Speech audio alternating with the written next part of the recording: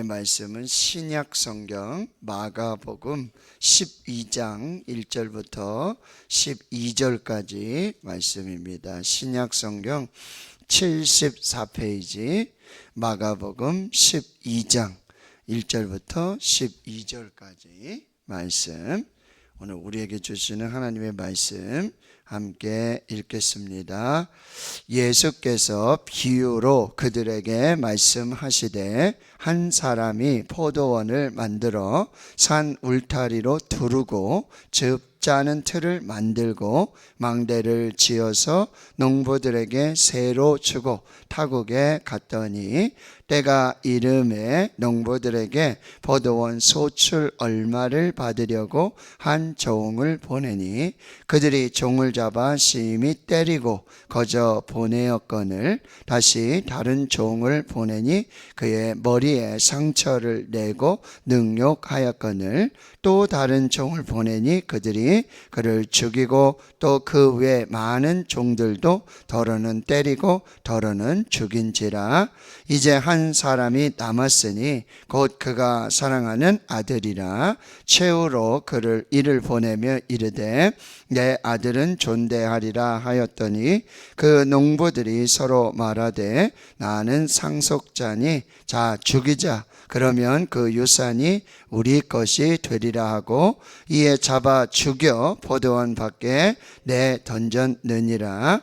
포도원 주인이 어떻게 하겠느냐? 와서 그 농부들을 진멸하고 포도원을 다른 사람들에게 주리라. 너희가 성경에 건축자들이 버린 돌이 모퉁이의 머릿돌이 되었나니 말미암아 된 것이요 우리의 눈에 놀랍도다 함을 읽어보지도 못하였느냐 하시니라.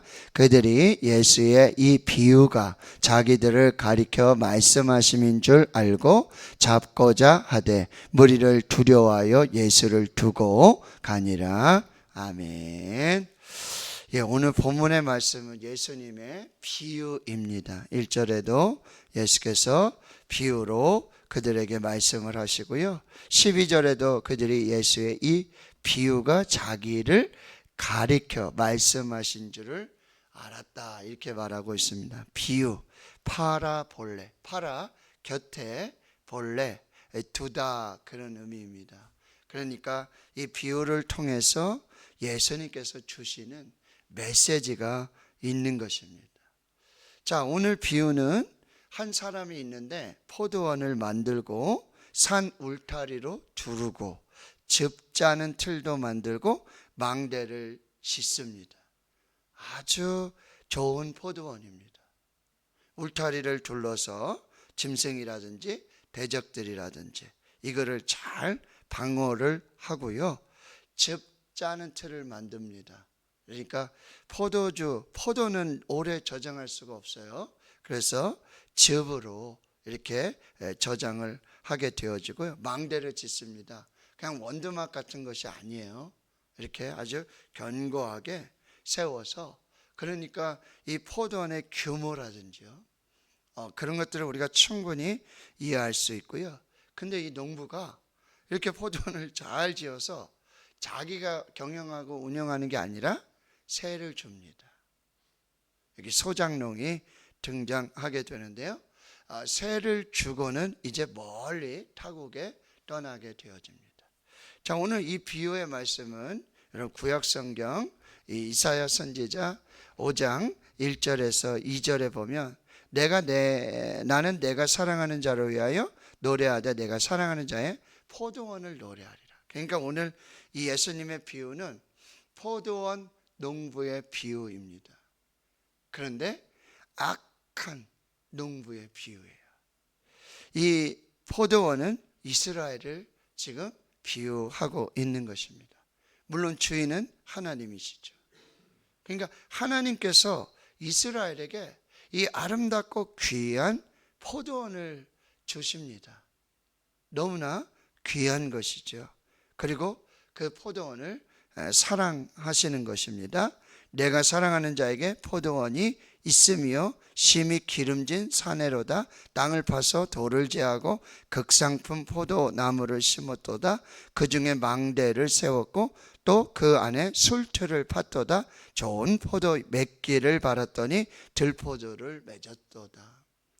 참 이스라엘을 이렇게 사랑하시고요, 이렇게 귀한 정성과 이렇게 마음을 두고 이스라엘을 다스리는데, 그리고 그 포도원에 정말 좋은 포도 열매 맺기를 간절히 원하시는데 들 포도를 맺고 있는, 그것을 지금 비유해서 말씀하고 있다라고 하는 것입니다.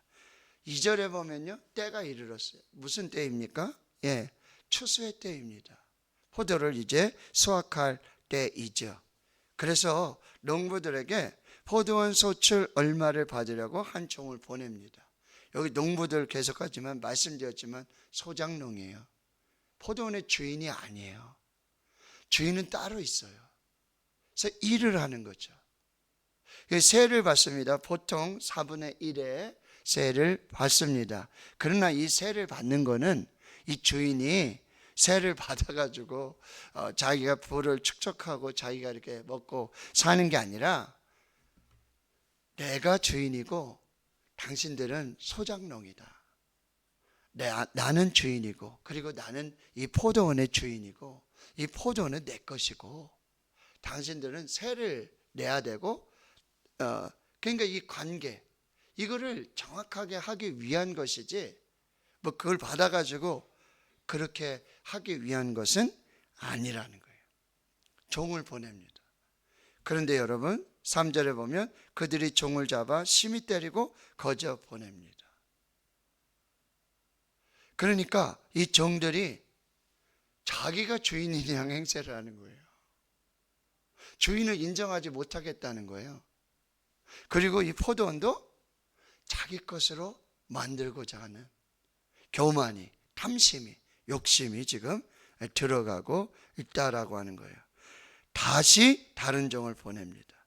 그런데 이제 그게 때리는 정도가 아니라 머리에 상처를 내고 능욕하는, 그렇게 되어지고, 5절에 그 주인도 참 그렇죠. 또 다른 종을 보냅니다. 근데 이 농부들이, 소작농들이 종을 여기 죽입니다. 그리고 그 외에 많은 종들을 계속해서 보내죠. 그런데 때리고 덜어는 죽이게 되어지는 거예요. 자, 성경을 읽으면서 여러분들이 꼭 주의해서 보셔야 될 게 뭐냐면, 이 성경에서 하나님은 누구신가? 하나님은 어떤 분이신가? 그리고 두 번째는요, 사람은 누구인가? 인간은 어떤 존재인가? 그리고 우리가 좀 더 깊이 나간다면 본문에서 예수 그리스도는 누구신가를 우리가 살펴보는데, 여기 하나님은 누구십니까? 이스라엘을 사랑하셔서 포도원을 만들어 주셔서 값없이 아주 놀라운 은혜와 사랑을 베풀어 주시는 분이 누구예요? 하나님이에요. 그리고는요, 계속 종들을 보내요. 이 농부들이 좀 회개하고 돌아오겠거니 인내하시고 계속해서 기다리시는 그런 하나님의 모습을 볼 수 있다라고 하는 것입니다. 그런데도요, 이스라엘은 변하지 않아요. 결국 이스라엘은 심판을 받고 멸망을 받게 되는데요, 6절에 보시면, 자, 이제 한 사람이 남았습니다. 누굽니까? 그가 사랑하는 아들 최후로 이를 보내며 이르되 내 아들은 존대하리라. 여러분, 주인의 기대가 맞았나요? 주인이 기대하는 대로 이 소작농들이, 농부들이 그렇게 선대를 했나요? 자, 7절입니다. 농부들은요, 서로 말합니다. 이는 상속자니 자 죽이자, 그러면 유산이 우리의 것이 되리라 하고 이에 잡아 죽여 포도원 밖에 내 던졌느니라. 여러분, 이 농부들이 바로 저의 모습이에요. 우리의 모습이에요. 인간의 모습이라는 거예요. 욕심이 잉태한 즉 죄를 낳고 죄가 장성한 즉 사망을 낳느니라. 참 말도 안 되는, 주인이 따로 있고요, 자기들은 세를 내야 하는 소작농이고요. 그런데 여러분, 아주 조그만 이 죄가, 여러분 계속 보세요. 죄가 확장되어지고요, 확대되어지고요, 더 깊어지고요, 더 악한 모습으로 나타나고 있는 지금 이 모습을 볼 수 있다라고 하는 것입니다. 주인이 보낸 종들은 여러분 구약의 선지자들이죠. 그리고 바로 예수님 앞에 보냈던 세례 요한, 결국 헤롯한테 죽습니다. 그리고는 여기 한 사람, 그가 사랑하는 아들 최후로 보낸 그 한 사람, 우리가 이제 이해하실 수 있겠죠?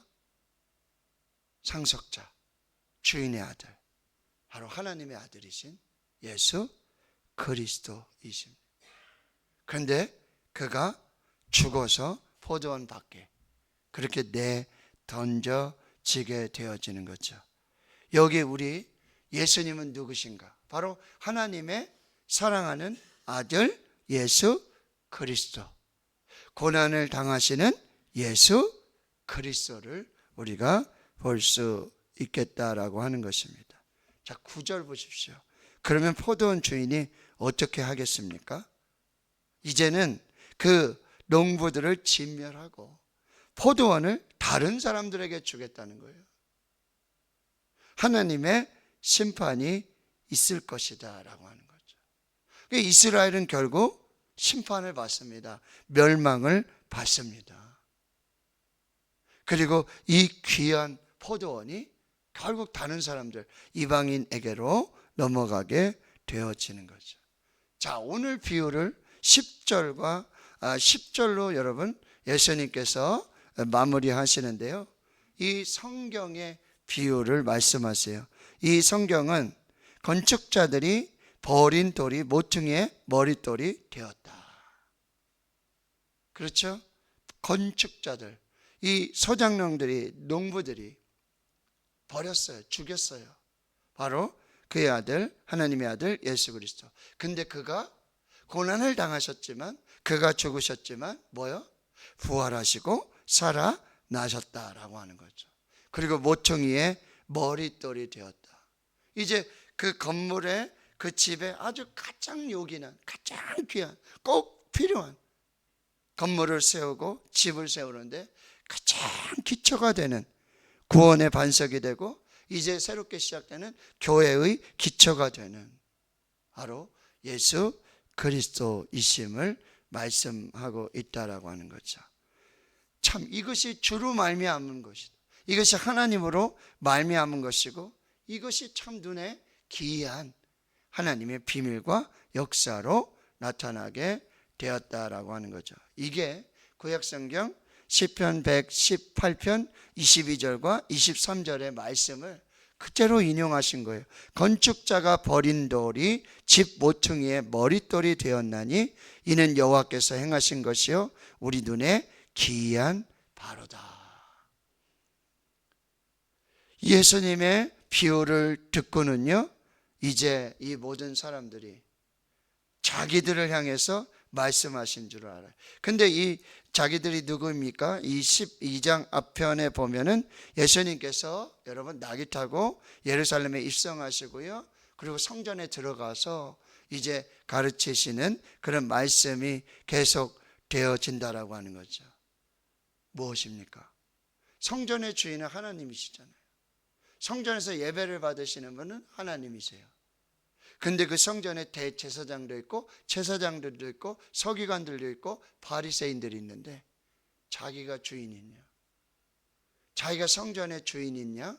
재물을 팔고 사면서 그 소유권을 주장하고 있는 이 악한 대제사장들과 서기관들과 바리새인들을 지금 비유해서 말씀하고 있다라고 하는 것입니다. 바로 우리들의 모습이에요. 하나님의 주인 되심을 인정하지 못하고, 하나님의 자녀됨을 인정하지 못하고, 내가 하나님 노릇하고 내가 주인 노릇하고, 그리고 아주 작은 욕심, 탐심으로 시작되었지만 이 죄가 자라고 확장되고 더 깊어져서 하나님의 아들 예수 그리스도를 죽이는 십자가에 못 박는 저와 여러분의 모습이라고 한다는 것입니다. 오늘 이 비유를 통해서 여러분 사도행전 4장 11절과 12절에 이렇게 말씀하시죠. 이 예수는 너희 건축자들의 버린 돌로서 집 모퉁이의 머릿돌이 되었느니라. 그리고 너무나 유명한 4장 12절의 말씀이 이루어져요. 선포되는데요. 다른 이로서는 구원을 받을 수 없나니 천하 사람 중에 구원을 받을 만한 다른 이름을 우리에게 주신 일이 없음이라 하였더라. 자, 오늘 말씀에서 우리는 하나님은 누구신가? 좀 한없는 사랑으로 은혜를 베풀어 주시는 그 하나님의 모습. 인간의 죄악, 이 반역, 타락 속에서도 여러분 인내하시고 기다리시며 그의 아들 하나밖에 없는 예수 그리스도를 십자가에 못 박아 죽게 하시기까지 우리를 사랑하시는 그런 하나님을, 그러나 결국 심판하시는 그 하나님을 보게 되어지고요. 이렇게 인간이 정말 탐심과 탐욕으로 이렇게 하나님 앞에 죄를 범하고, 그리고 그 죄를 유일하게 해결할 수 있는 길은 오직 예수 그리스도 십자가의 보혈밖에 없다라고 하는 거죠.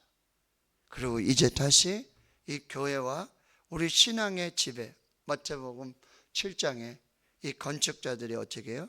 모래 위에 지은 집이 아니라 반석 위에 지은 집으로 세워지기를 기대하시는 그 하나님의 모습을 우리가 볼 수 있게 된다라고 하는 거죠. 자, 이 사순절에 고난주간 정말 우리가 예수 그리스도를 깊이 묵상하고, 여러분 우리의 죄 또한 여러분이 잘 살피셔야 돼요. 그런데 여러분 이 죄가 있잖아요. 12절에 보면 이게 다 자기가 자기에게 말씀하신 줄 다 알고 이제 잡고자 하지만 여러분 중단되는 지금 상황이 벌어지는데 뭐냐면 무리를 두려워합니다. 그리고 예수를 두고 가게 되죠. 여러분 죄에 대한 그런 두려움이 다시 회복돼야 돼요.